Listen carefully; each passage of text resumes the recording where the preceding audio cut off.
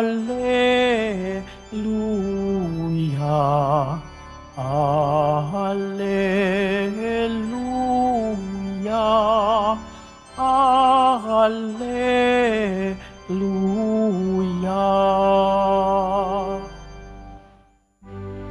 Mapalad ang inuusig sa gawang puspos ng bait, pagkat may kakamting langit. Alleluia, Alleluia, Alleluia,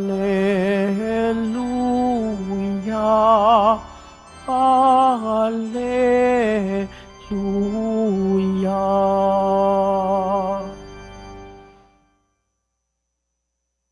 Sumainyo ang Panginoon. At sumaiyo rin. Ang mabuting balita ng Panginoon ayon kay San Mateo. Papuri sa iyo, Panginoon. Noong panahong iyon, sinabi ni Jesus sa kanyang mga apostol, "Huwag ninyong isiping naparito ako upang magdala ng kapayapaan sa lupa. Naparito ako upang magdala ng tabak, hindi kapayapaan. Sapagkat naparito ako upang paglabanin ang anak na lalaki at ang kanyang ama, ang anak na babae at ang kanyang ina, ang manugang na babae at ang kanyang biyanang babae, at ang kaaway ng isang tao'y ang kanya na ring kasambahay. Ang umiibig sa ama o sa ina na higit sa akin ay hindi karapat-dapat sa akin, at ang umiibig sa anak na lalaki o babae nang higit sa akin ay hindi karapat-dapat sa akin. Ang hindi nagpapasa ng kanyang krus at sumunod sa akin ay hindi karapat-dapat sa akin. Ang nag-iingat ng kanyang buhay ay siya mawawalan nito, at ang nawawalan ng kanyang buhay dahil sa akin ay magkakamit nito. Ang tumatanggap sa inyo ay tumatanggap sa akin, at ang tumatanggap sa akin ay tumatanggap sa nagsugo sa akin.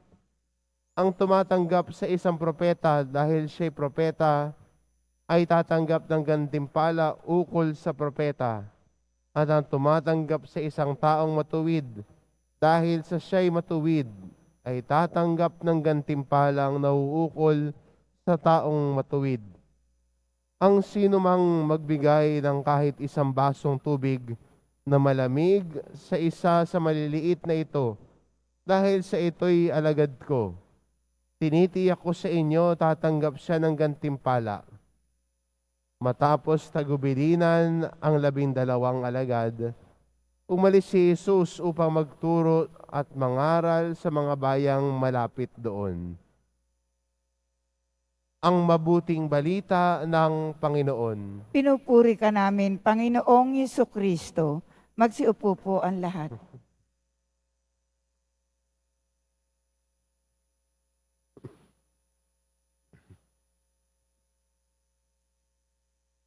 Sinabi ni Jesus sa ating ebanghelyo na ang kanyang dala ay tabak, hindi kapayapaan.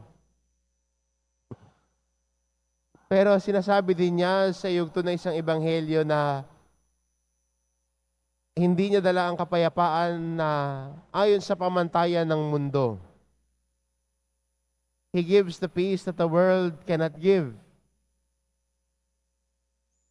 Paano ba natin mapagdudugtong ang dalawang pagkasabihan ni Jesus na ito? Maganda mapansin sa ating ebanghelyo nang binibigyan na tayo ng ideya ni Jesus na hindi lahat ng tao tatanggap sa mabuting balita.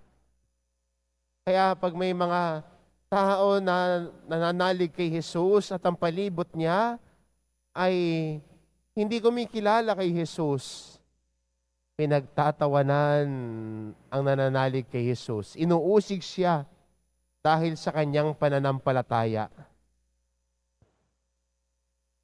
Pero ang pangako ni Jesus na kahit ikay usigin, may mga tatanggap din naman sa iyo. Kahit na may usigin ka sa iyong pananampalataya, maybe you are with the wrong group. You are with the wrong group of people who does not believe and does not trust in the Lord. Pero ang sabi ni Jesus din, sa kabila ng mga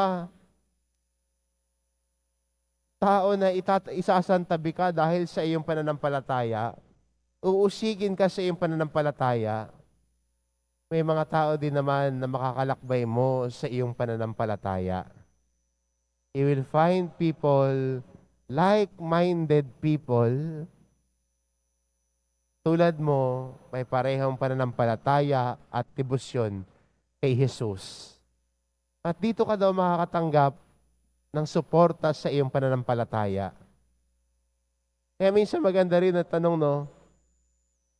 Have you checked, are you with the right group of people? At tayo mga Kristiyano, tayo'y nananalig, no, kay Jesus Nazareno. Yung kasama ba natin, yung peers ba natin, yung mga kaibigan natin, dinadala rin ba tayo palapit kay Kristo o palapit sa kasalanan? Dinadala ba tayo palapit, binibigyan ba tayo ng lakas ng loob para ang mga aral at turo ni Jesus ay ating isabuhay? O sila pa yung nambubuyo sa atin, na tumalikod kay Jesus? Yung mga nagsasabi, huwag ka na magsimba, tatagos ka sa langit. Huwag mo nang gawin yan. Patatawarin ka naman. O yung grupo ng mga tao na magsasabi sa'yo, okay lang yan, mahal ka ni Lord. Kahit ano pa yung mga kasalanan mo, pinapatawad ka ni Lord. Sila yung magsasabi sa'yo, oh, nagsimba ka na ba? Sila yung magpapaalala sa'yo, uy, wag mong gagawin yan, may asawa ka. Kang gagawa ng kalokohan. Ito yung mga taong tanggap ka dahil sa pananampalataya mo at palalakasin ang pananampalataya mo. You can find support in the church when you are having troubles living your faith. At sana ganun ang bawat pamayanan.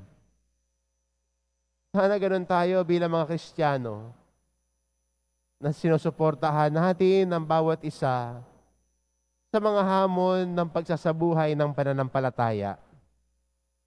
Tayo yung nagbibigay ng lakas ng loob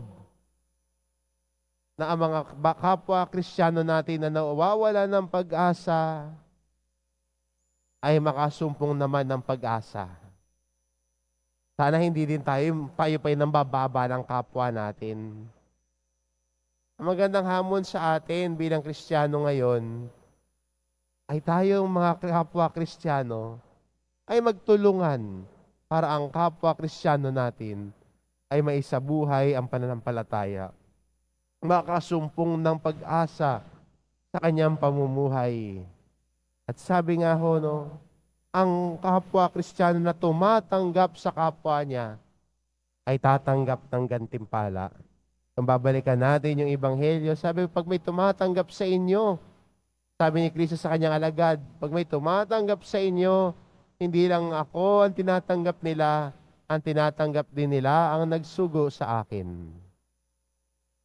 Kaya po maganda rin makita ang mukha ni Jesus sa kapwa Kristiyano natin.